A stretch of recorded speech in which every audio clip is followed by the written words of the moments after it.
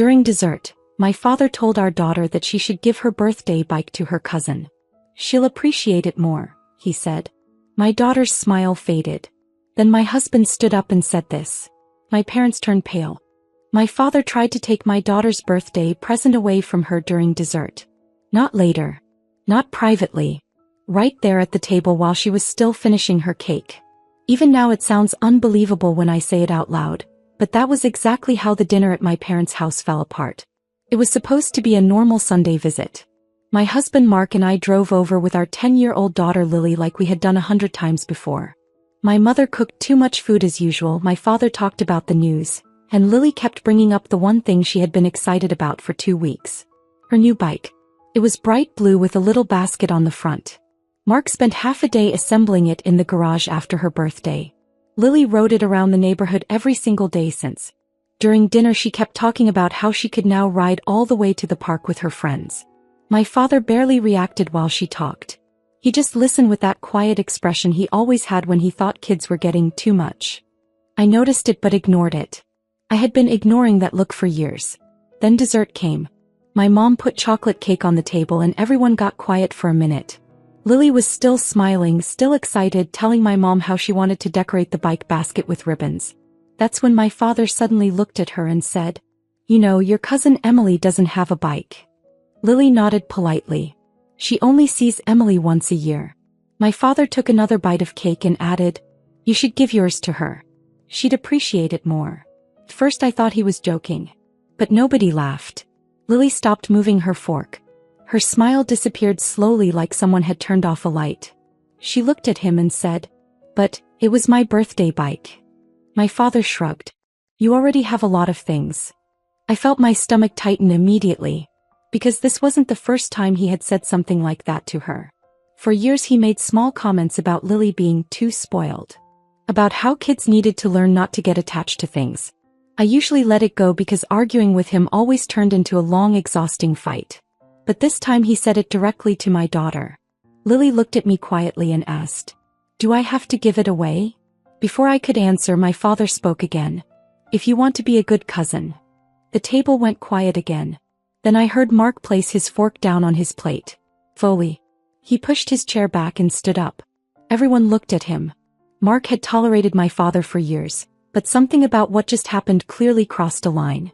He looked straight at my dad and said, "Frank, you don't get to decide what my daughter gives away." The room instantly went silent. My father stared at him, confused. But Mark wasn't finished speaking. And what he said next made both of my parents turn completely pale. Mark didn't sit back down. He stayed standing at the table looking directly at my father. For a moment nobody moved.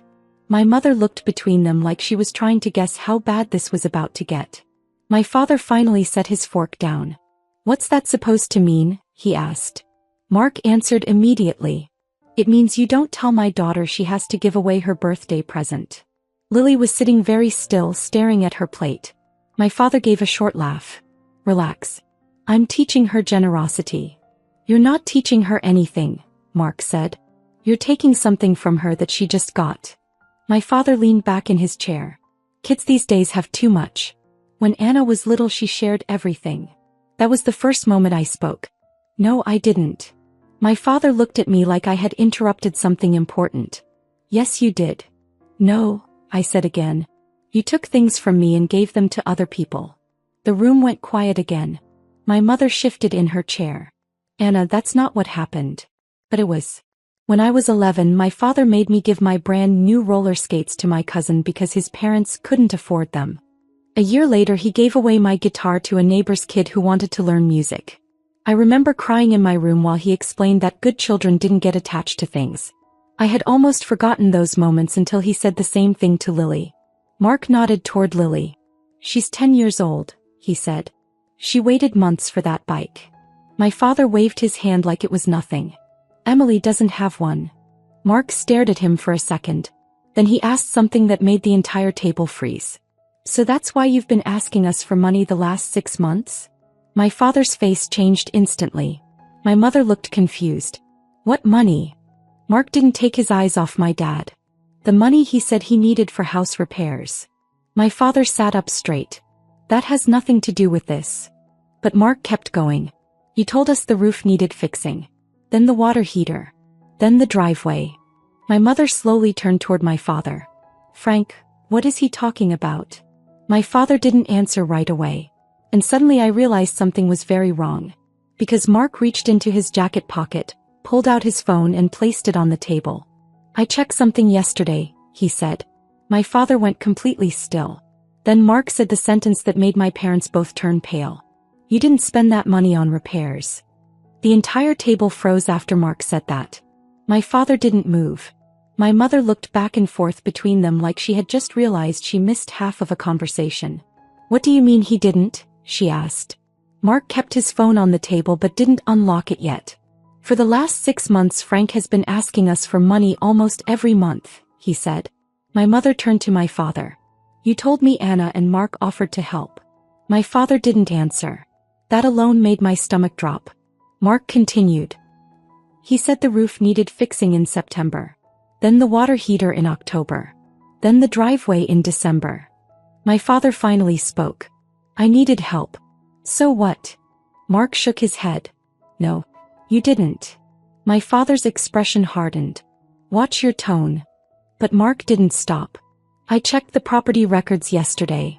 That sentence made my father shift in his chair. My mother blinked.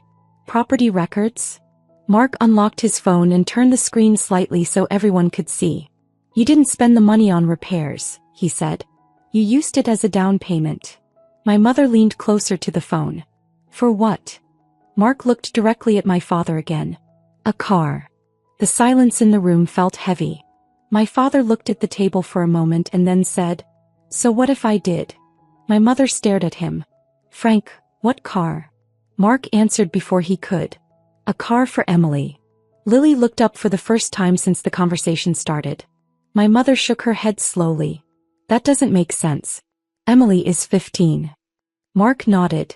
Exactly. My father suddenly stood up. That's none of your business. Mark didn't move. You asked us for the money, he said. My father's voice got louder. I'm helping my granddaughter. Mark gestured toward Lily, still sitting quietly at the table. You already have one. My father looked at Lily for a second. Then he said something that made the air in the room feel colder. Emily needs help more than she does.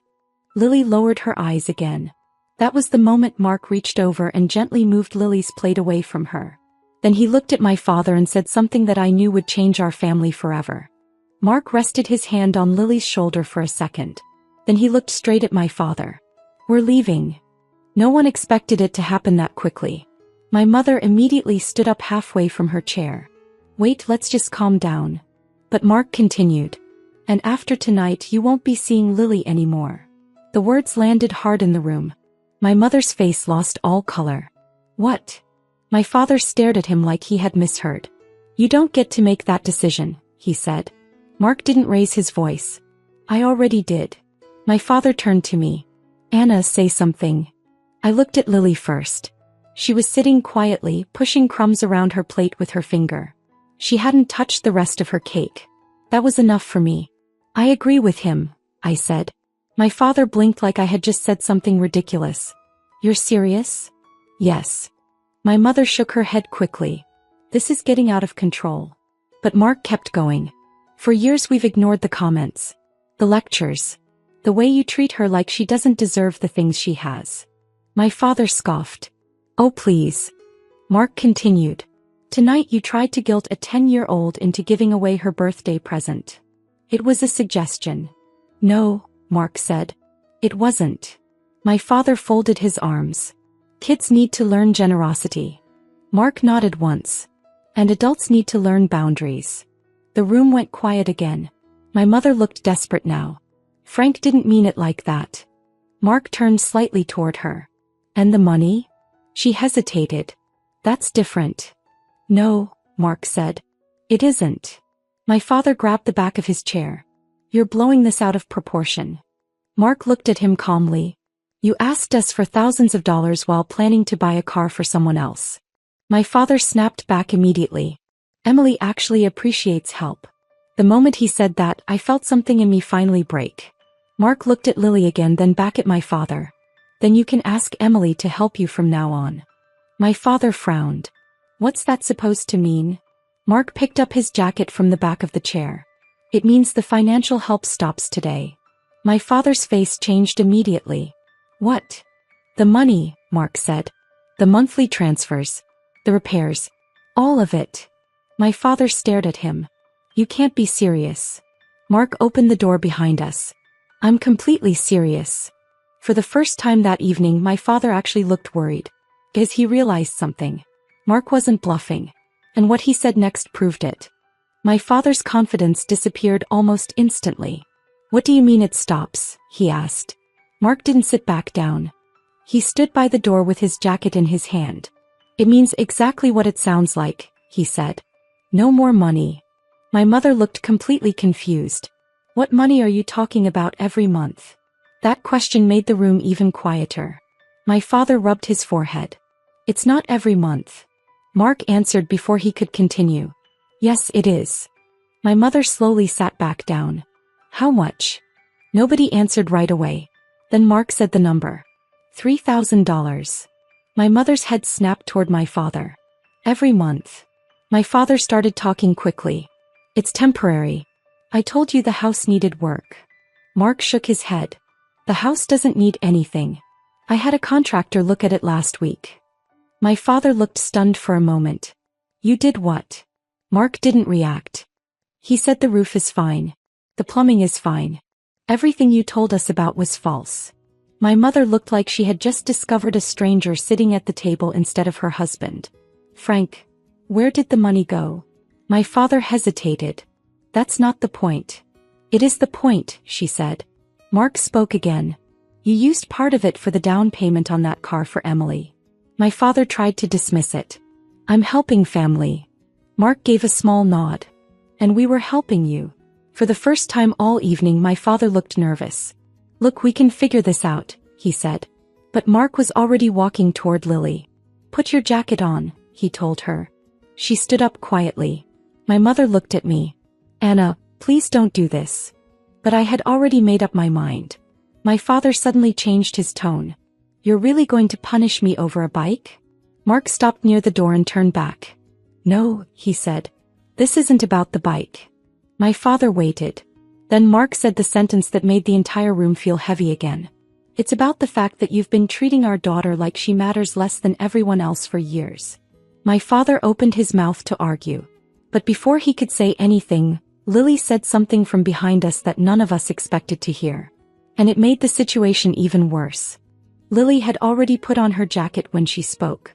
Her voice was quiet, but everyone in the room heard it. Grandpa doesn't like me. The words just hung there. My father immediately reacted. That's not true. But Lily continued before anyone else could speak. You always give my things away.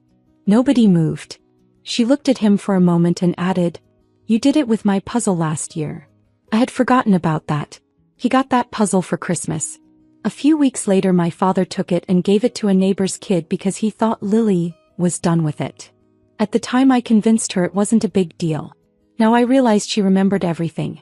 My father tried to laugh it off. You weren't using it anymore. Lily didn't argue. She just said another sentence. You like Emily more. My mother covered her mouth. My father looked completely unprepared for that. That's ridiculous, he said. But Lily had already turned toward the door where Mark was standing. I want to go home. Mark opened the door. Okay. My father finally started sounding desperate. Anna, this is insane. You're going to cut me off because a child misunderstood something. I looked at him for a long moment. No, I said. This is happening because she understood it perfectly. My mother stood up. We can fix this. Mark shook his head. This should have been fixed years ago. My father followed us toward the door now. You're overreacting. Families argue. That's normal. Mark helped Lily step outside. Then he turned back one last time. You told a 10-year-old to give away her birthday present because someone else would appreciate it more. My father tried to interrupt. Mark continued. And you used thousands of dollars we gave you while lying about why you needed it. My father's voice got quieter. We can talk about this. Mark nodded once. We just did. Then he added the sentence that ended everything. Don't contact us again." My father stood there in the hallway like he didn't understand what had just happened. We walked to the car and drove home. That was 8 months ago. Since then he has called dozens of times, sent long messages, even showed up at our house once asking to see Lily. But Mark blocked his number after that. And honestly, the strangest part of all this is what Lily said a few weeks after that dinner. One evening she was riding her blue bike down the driveway and stopped next to me. Then she said something that made me realize we made the right decision. "Mom," she said, "now Sundays feel peaceful. Days feel peaceful. Days feel peaceful."